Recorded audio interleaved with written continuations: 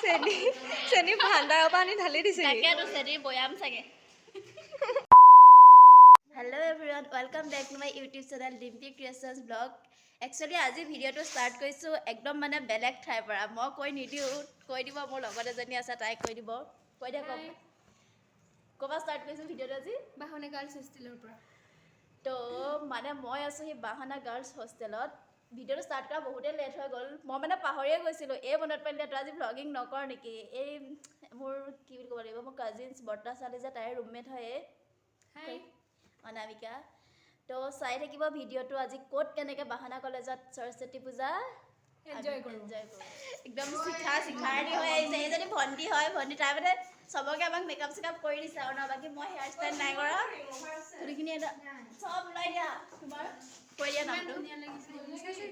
Alyssa ইছৰাম এইগৰাকী একদম আৰু এই জোনমণিও নাজানকৈ ওলালে ৰীমাকে ওলোৱা নাই এতিয়া ৰীমাক চাই থাকক যদি ওলাই হয় ৰীমাকো দেখাই আছোঁ মানে কি হ'ল এই মানে অথনিৰ পৰা ওলাই চুলিখিনি হেয়াৰ ষ্টাইল কৰি হোৱাই নাই মোৰ অলৰেডি হৈ গ'ল পল্লৱী সেয়া তাই তুলিকা কিবা কিবি বকি আছে এই ফলতে মই গম পাওঁ মই যে ভিডিঅ' অন কৰাই নাই ওলাই মেলি আহি আছোঁ যাবলৈ